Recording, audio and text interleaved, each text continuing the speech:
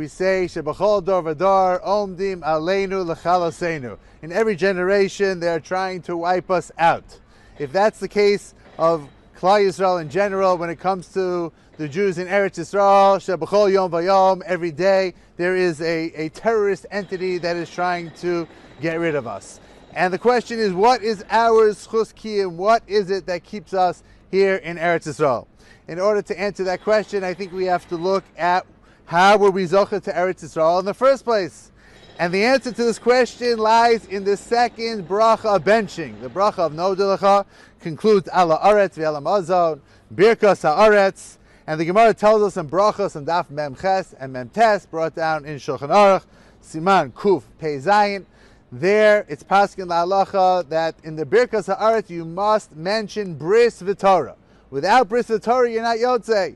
And Rashi explains, and Mishabura explains, it's the schus of bris and Torah that gave us Eretz Yisrael. There's a discussion if that's a din daraisa derabanan, ayin sham. There's a discussion if you need to actually say the words bris v'torah, or it's enough to say val brischa shechasamte b'sarenu val torascha shalim adetanu, which is minhag Ashkenaz. Be that as it may, it's a schus of bris v'torah that keeps us in Eretz Yisrael. There's a diyun, what is referred to as Torah? Is it general kiyum ha-Torah va-mitzvahs, or is it more specifically limud ha-Torah? That's also discussed. Different sources say different things. From our nusach of al-Taras l'shlim adetanu, it definitely sounds like Talmud Torah. So Talmud Torah has a dual purpose. On the one hand, Talmud Torah kineged kulam, it's an end in and of itself. On the other hand, the Gemara in Kiddushin tells us, Barasi Eitzahara, Barasi lo Torah Tavud. The Torah gives us the schus and the wherewithal and the power to fight against the Eitzahara. When we look at the bris that's referred to over there, so Rashi sends us to the Psukim in Lech Lecha. Hashem gives Avram Avinu mitzvahs, bris milah. And over there, in the same paragraph, it's very clear that Avram Avinu is promised Eretz Yisrael in the schus of the bris that he's going to perform as brisi tishmar. Many years later, Klal Yisrael are about to go into Eretz Yisrael, Yoshua Perek Hey, and Hashem tells Yoshua bin Nun, wait, we need a mass milah.